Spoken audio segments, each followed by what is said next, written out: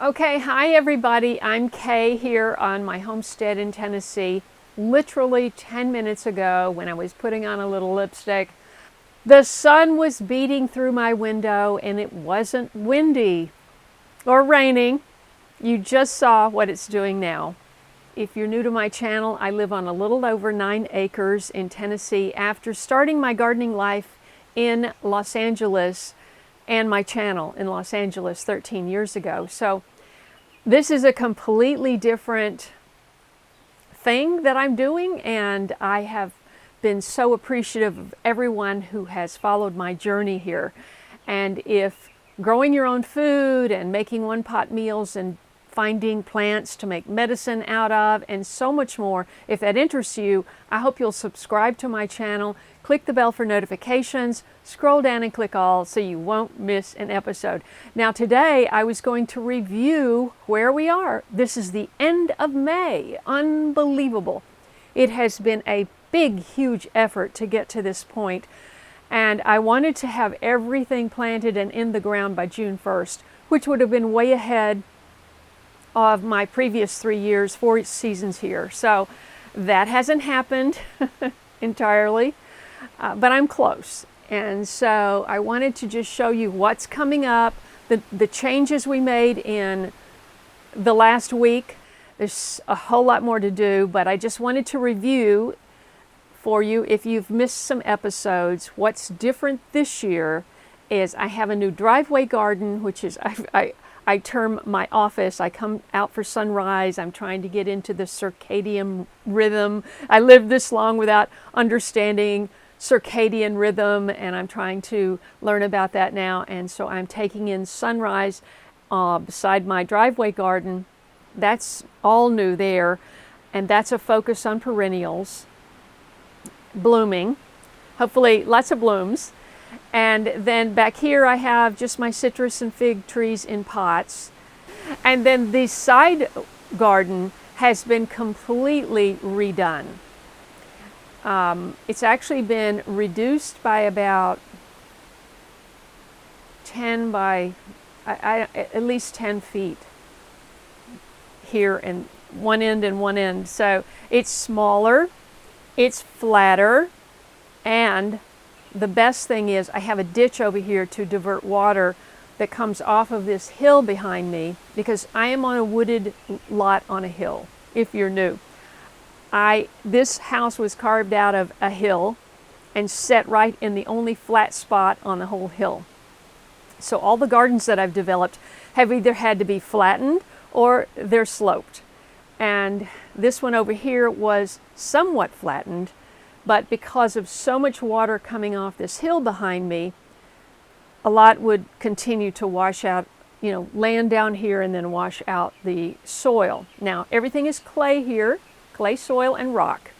So if you're thinking about moving to Middle Tennessee and you want a garden, you want to think more about being over in Sparta. There's more flat ground and more farms over there.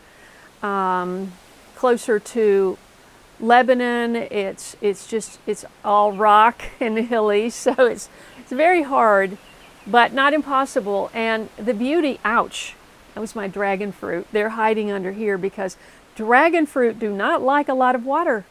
And I brought them from California. I should have just given them away, but they're here. At any rate, that's been completely redone over there. New fence. Yesterday we got in the weed cloth to go underneath the fence around the perimeter. That's going to be a huge time saver, I hope. My Calamana lime is blooming, and I have seen the bees on it, and I've never seen so many blooms, so I'm just hoping that they got pollinated, because this wind is taking off all the petals. They're all on the ground. So, okay, so that's the side garden, and of course the memorial garden is brand new. That's carved out of this little section behind this addition here, and that is a memorial to my mother and my sister I added. And so I have an archway and a rose for mother and sister, and the intention is for them to grow up over the top together. Lavender and pink. The big development in the raised bed garden orchard is that we finally got netting, deer netting around it, because the deer have been eating Mexican sunflower. They ate my borage plants. Sunflower is like candy. That's their number one thing. And they stole all the way in there. There was one sunflower growing in the middle of that whole huge garden. And they went back there and found that and ate it down to the stem. What else is new is my prickly pear cactus has been uncovered and revealed, and it's blooming. There was a time in this sort of film festival era where web series and film festivals, they were being considered in the same festival. In other words, if you had a web series, you could submit your series, which I did, to a few film festivals, but there just wasn't the recognition. And by 2015, Vancouver was the first web fest in Canada, and they went 2015, 16, and 17. I submitted for 3 years, and I won Best Reality Series in 2017, and I got a beautiful trophy. And it was a real highlight. And then also the year before, the Miami Web Fest, the first year was 2016, and I was invited to come down and assured that if I came, I would win an award. There was an award that was specifically tailored for my channel, and that was Best Infotainment. That was a term that was going around back then. I don't know if they're still doing that, but my channel has always been focused on inspiring, informing, and entertaining because of my background as an actor in Hollywood, you know, and behind the camera. I directed a few shorts and short films, and so I had this experience going into making my YouTube series.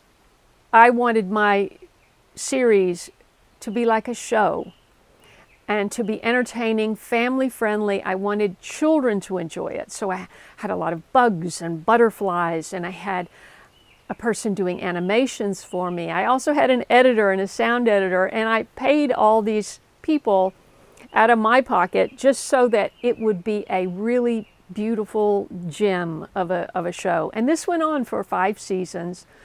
I did it sort of like a TV show, 20 episodes a year, and in 5 seasons. So by the 100th episode in 2017, I said, okay, everything had changed on YouTube in 2016 to vlogs.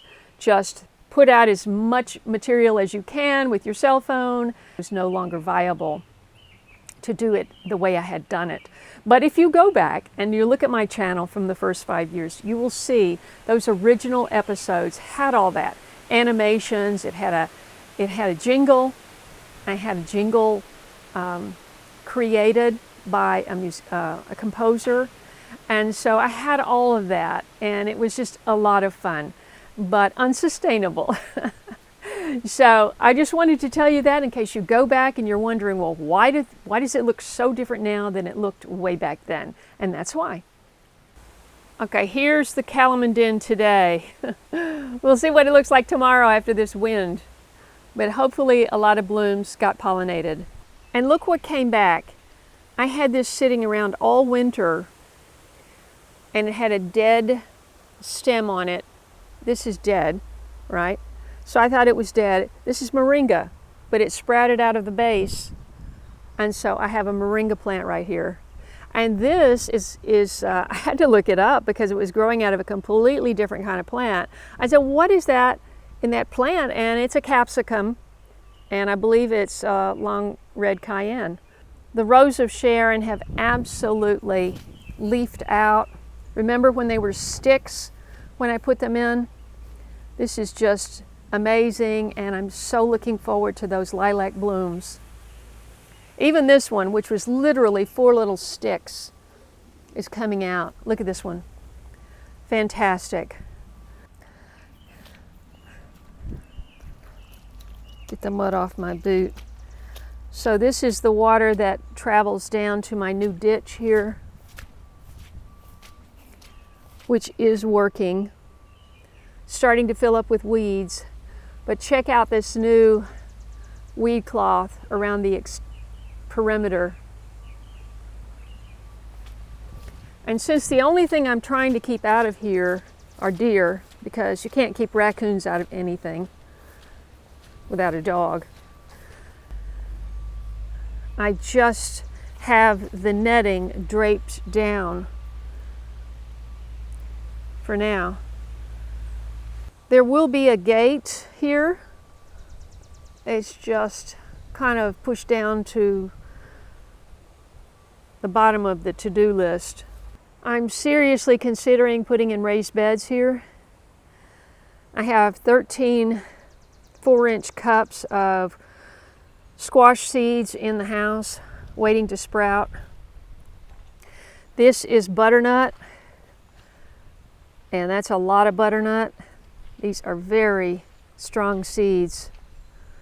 This is that heirloom, on the back is that heirloom speckled egg. That's coming up. But check out these beans. This is the red calico on the right, and this is the bean on the left that was sent to me by Lou in Idaho. And there's just no comparison in the growing rate. It's just mind-blowing.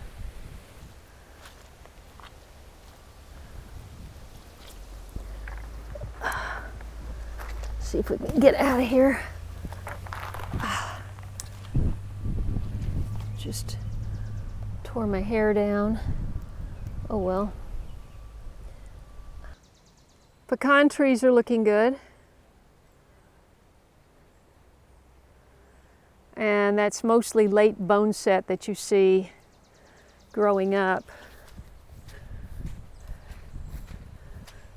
This is Shasta daisy, I think. So that'll be blooming. And coreopsis, but all this is late bone set, which you can watch my video. It's a great thing to grow for the fall when nothing else is blooming. This is, I think it's called Chinese bush clover, and it is a real nuisance, and that's coming out. All this water coming down, that's actually coming from the runoff from the ditch up in the forest, as well as the ditch here. And then here we are at the cistern, and that's going to have even more water because there's a leak, perpetual leak that hasn't been fixed. Okay, let's head on down. Okay, Randy and Chase worked on this to divert some of this runoff that comes down and goes across this garden. This is my big garden, and it is on a slope, and it has a lot of water that goes in here and here, but he believes, he looked at it yesterday, and he believes this is holding back some of that water. Eventually these piles are going to come together, and I'm going to have a berm all the way down. It's going to be too muddy to go in there, but the cabbages were weeded and covered in hay and covered again with insect netting. And look pretty good. And here are the, I haven't grown rattlesnake pole beans in a long time. I got my original beans from Old Alabama Gardener. So I wanted some fresh seeds, and they look pretty good. I've got about 35 tomato plants in here, and they look pretty beaten down from this rain. I planted beans in between each, but I see weeds coming up through this hay already. But I do see some beans coming up. Let's look right here. Where's that bean? It's there somewhere. There's another one over there somewhere. Can you see it? There's one. This is Doc. That has to come out. Oh look, I planted this first row with sunflowers, and that's, I'm gonna have to thin those out. Since it's so muddy, I'm not going in there, but you can see there's at least 3 or 4 volunteer sunflowers coming up through the arched trellis. Fantastic. You see all the, I want to be talking more about this. Plantain is one of your absolute best medicinal plants. However, each one of those little seed pods you see there in the sun are going to put out hundreds of seeds, and these things come up like grass. Unbelievable. It looks like my peas have not come up yet, and it doesn't look like any of those flower seeds I planted in those rows came up. Too much water and too much wind. Look at this. Give my big sunflowers a break. Oh my goodness, my first sunflower blooming. Oh, of course it's facing the other way. I cannot go in there. I'm gonna get 3 inches stuck up in mud, so I hope you'll forgive me. But you can see it from the side. So pretty. Okay, this is all very pretty still. It's, oh, there's the sun. Combination of the cover crop, vetch, a few zinnias are popping, and sunflowers beaten down. Oh, look at all the zinnias. See, I haven't come down here in a few days. There's so many gardens, you know. Oh my goodness, hundreds of zinnias have popped open. And this lacy stuff here is cosmos, and this is sulfur cosmos. I can't wait to show you that when it blooms. Sulfur cosmos is gorgeous. Not as showy as sunflowers and zinnias, but just so pretty. By the way, these are touch me not. And they're called that because if you touch the seed pod, it explodes, and you'll be getting these out of your garden for the next 5 years. Okay, the sweet potatoes are looking pretty good. I don't see any fails over there. Might have to replace 1 or 2. Look at all these fabulous sunflowers. These are supposed to be a big, dark, beautiful sunflower, and I can't wait to see the blooms. Tomatoes are looking like they need some attention. I don't see any watermelon popping up yet. This left side is watermelon, and this is all melon. All different varieties. Each mound is a different variety. Well, I thought maybe I'd see 1 popping up, but I don't. And that could be because, you know, there's a big wad of hay on top of each one. Okay, we are in the elderberry patch, and look how gorgeous. It is blooming.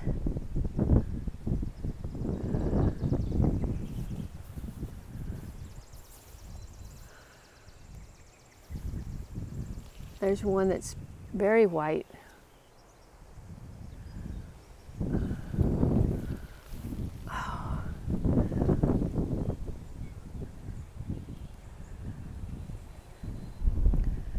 Aronia berry looks about the same. We'll keep an eye on that. I'm not sure where this water is coming from, but there's a lot of water settling in here, and of course the natural place it's going to go is right into the garden right there. If I'm not mistaken, that's some corn popping up in a couple of places. This is going to be the Three Sisters corn patch with 11 mounds. Yeah, there's corn in the last one back there, if you can see it.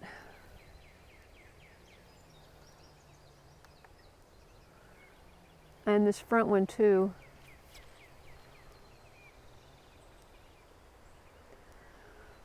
So this is going to be exciting. I'm debating on whether to put a whole strip of weed cloth here because the weeding is just so labor intensive. Oh my goodness, look at this. I believe this is zucchini.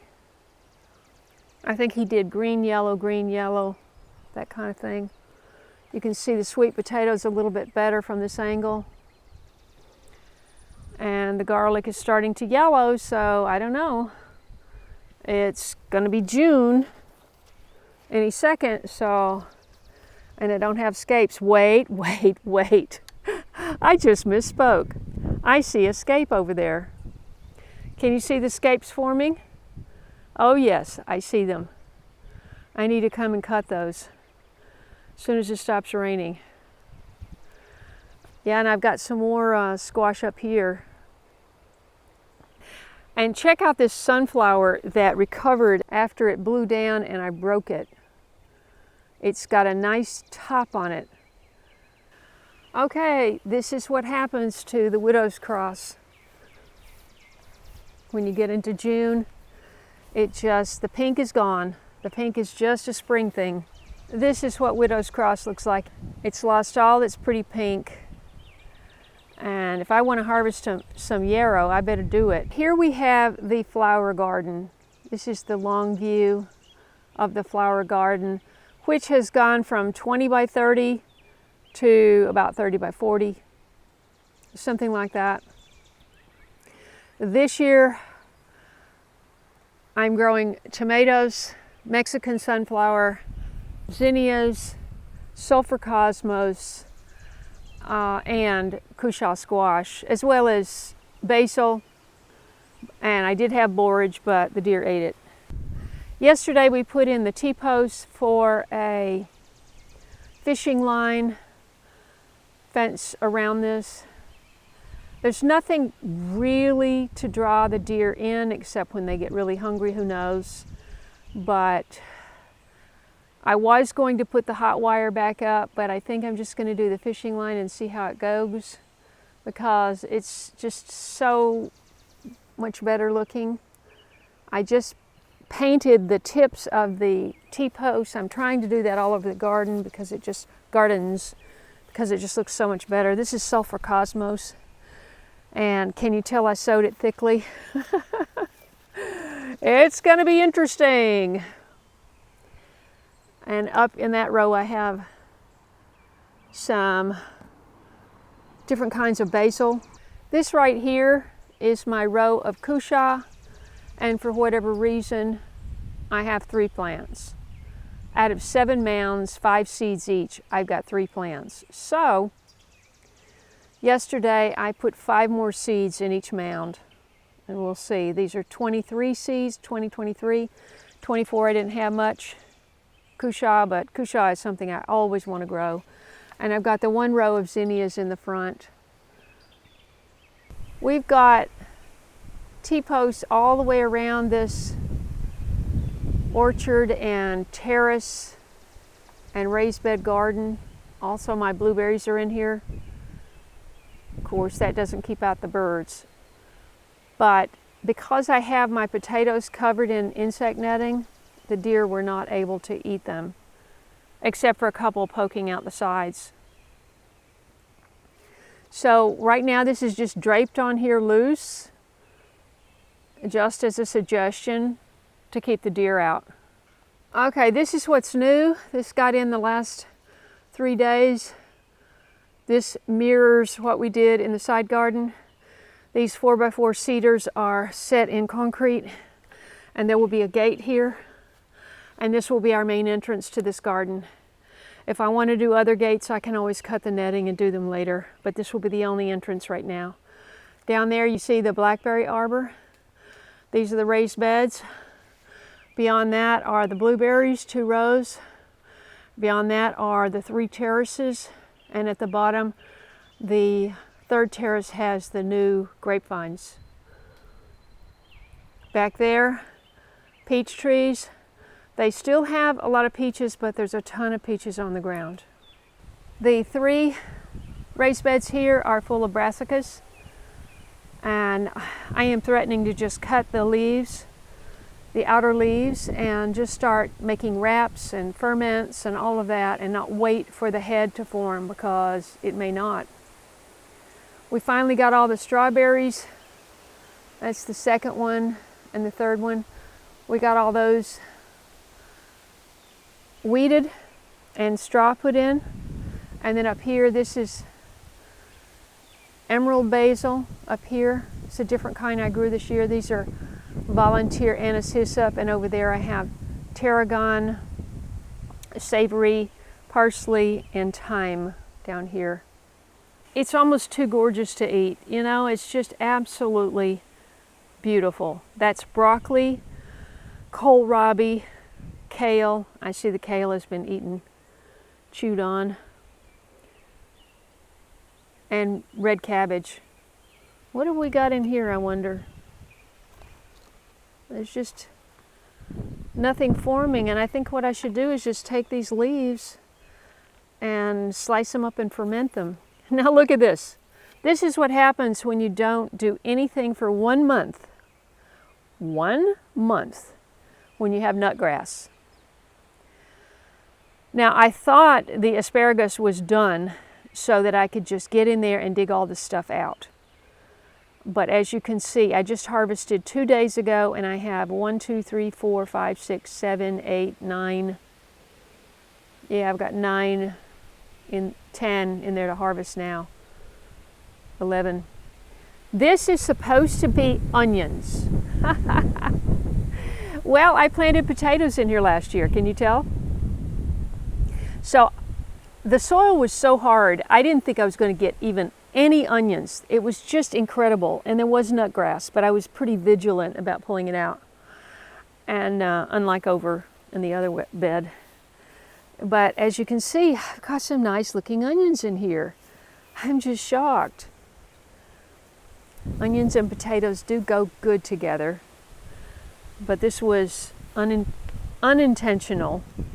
They are starting to fall over and yellow, so pretty soon they'll be done. Anyway, over here, see, we have netting. This is just temporary. That T-post is temporary. What we're going to do is, on the front here, it's just going to be cedar. So I only had one 4x4 left yesterday, so they put the middle one in. There's going to be another one there and another one down here, and no T-post here.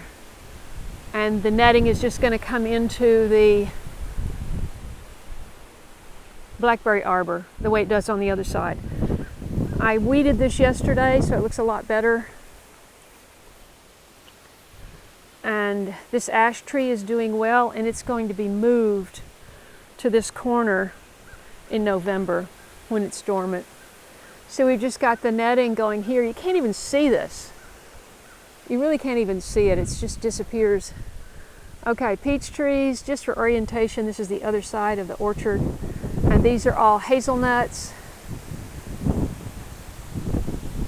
over here, and pawpaw trees over there. This is the hibiscus that dies all the way back and grows all the way back and produces dinner plate size red flowers. Can't wait. Same thing, this is the same thing with the fig. It does the same thing. Dies all the way back, and so it takes the whole season to grow. I never get a fig. So tell me what you think. Maybe I should dig part of it up, put it in a pot. I don't know. Okay, this is the mulberry. It's got fruit on it. And this is the Asian pear. This is what got absolutely covered with weeds. These are beans, celosia. I think I put cranberry hibiscus on the left and 3 rows of beans on the right. The middle row of beans didn't come out, so I put in some peppers in the blank spots. Look what's blooming down here. Now this is deer candy, so we got this netting up just in time. These are daylilies, and they absolutely love these. So next update, you'll be seeing those, I'm sure. Ah, wait, we've got one here. Gorgeous. Kind of beaten down from the rain, but this is what they look like. Just in case you really want to grow. Oh, here's that sunflower I mentioned that the deer got in here. All the way back in here, they got in here and got to that, and they ate. You see how this comes up?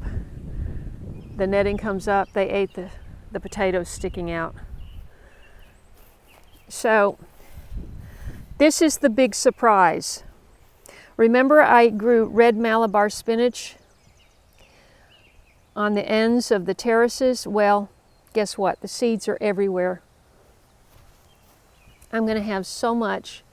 I think what I'll do is just put some kind of a tomato cage or something here for some of them to grow up, and just pull the rest of these out because they're all the way down through here.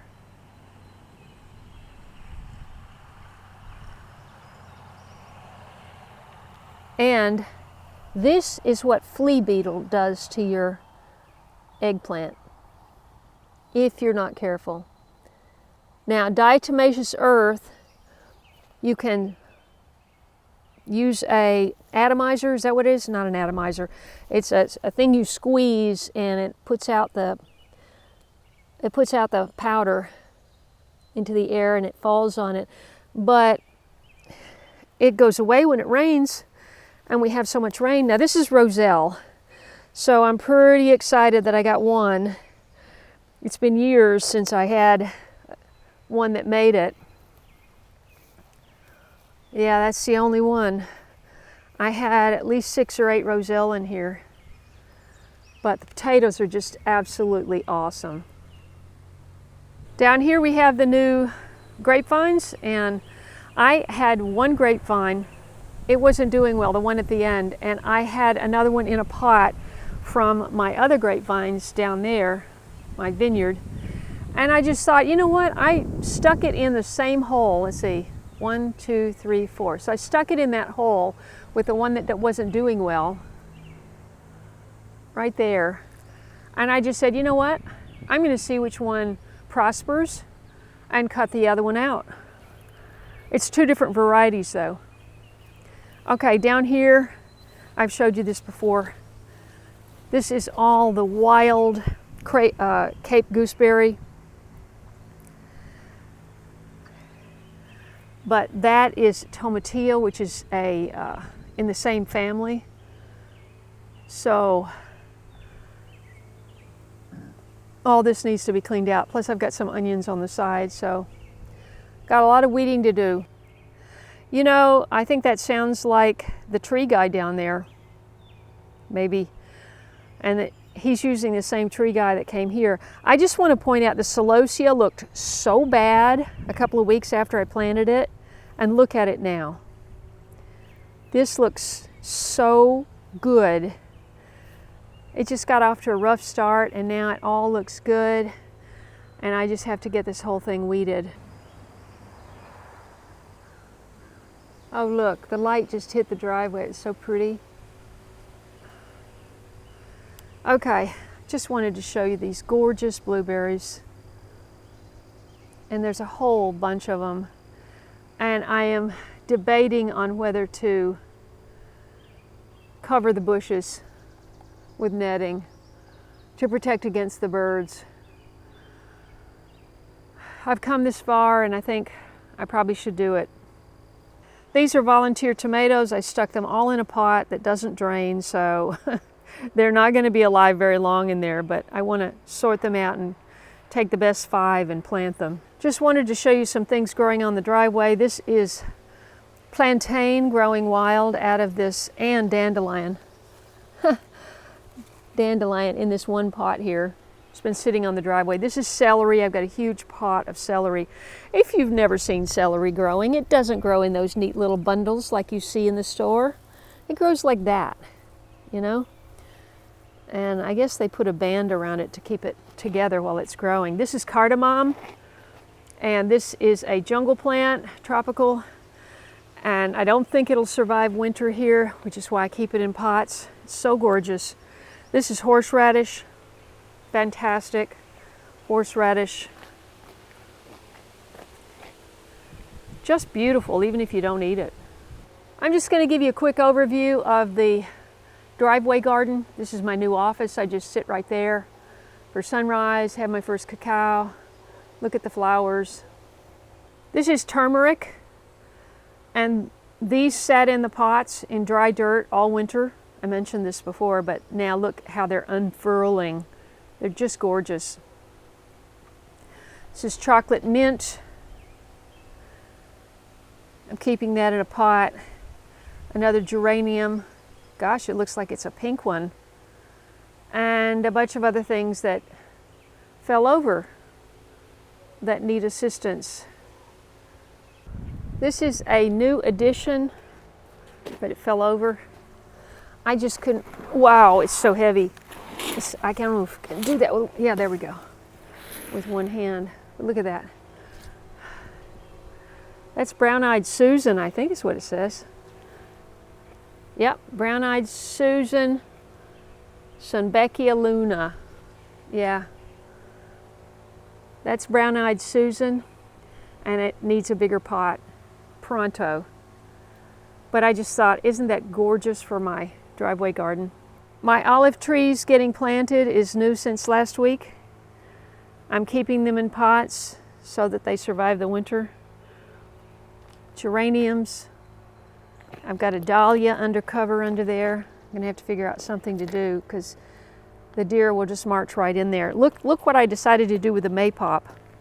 This is a big development. So maypop is really a weed here. Maypop is the native passion fruit. You know how much I love passion fruit. Anyway, it was growing all over here.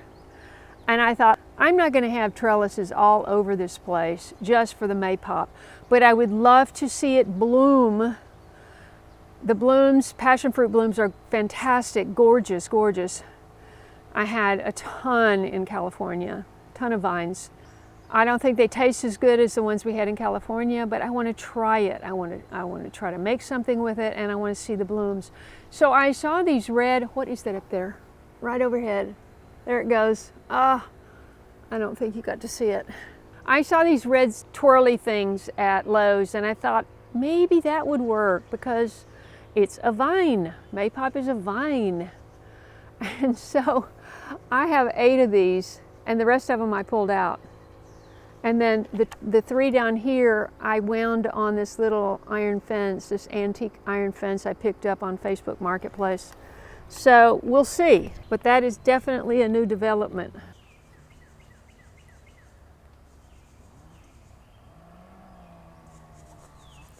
Now the problem is it's going to put out side shoots. So how does that get supported? And I'm picturing that they might grow together into one big wall of vines off of these curly things. This is a weed that I let grow because it's a great pollinator, and it's called white vervain. Check it out. You might want to keep that if you see it coming up in your yard. And then a couple more. This is my only poppy.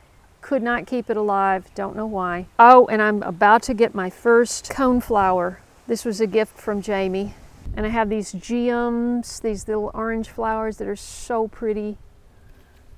And oh, look, I have boysenberries. But I don't think they're ripe. I think they have to turn darker, don't they? Let's see. Yeah, that's still hard.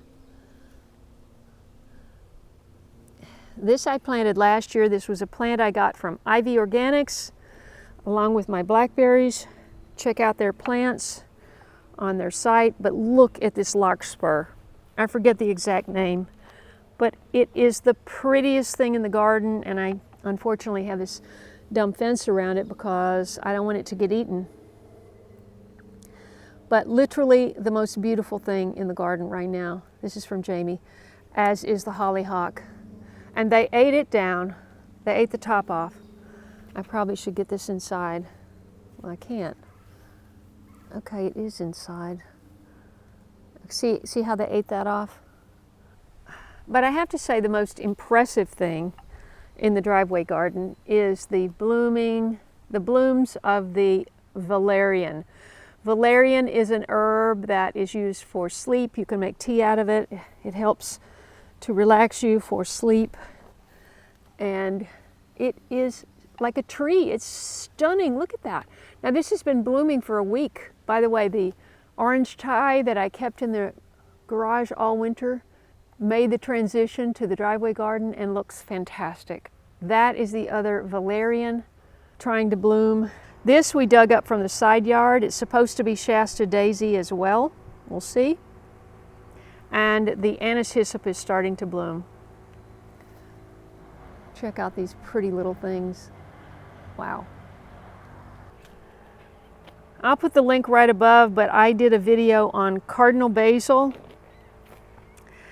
If you've never grown the cardinal basil, it puts out a big puff ball of burgundy flowers, and you just have to try it. You can get the seeds from Botanical Interests. I am an affiliate. Grab my link below the video, but I highly recommend this plant will get 4 times that size. So plan accordingly. Well, that was a blast. We just blew around the garden, and I picked out things that I thought might be educational, inspirational, beautiful, and I hope it was inspirational. Please let me know below if you enjoyed these videos. Please share with a friend so they can get visibility. It helps the channel for you to share and for you to like and watch to the end. And of course, find ways to support the channel underneath each video so that I can continue to keep bringing you wholesome, inspiring content.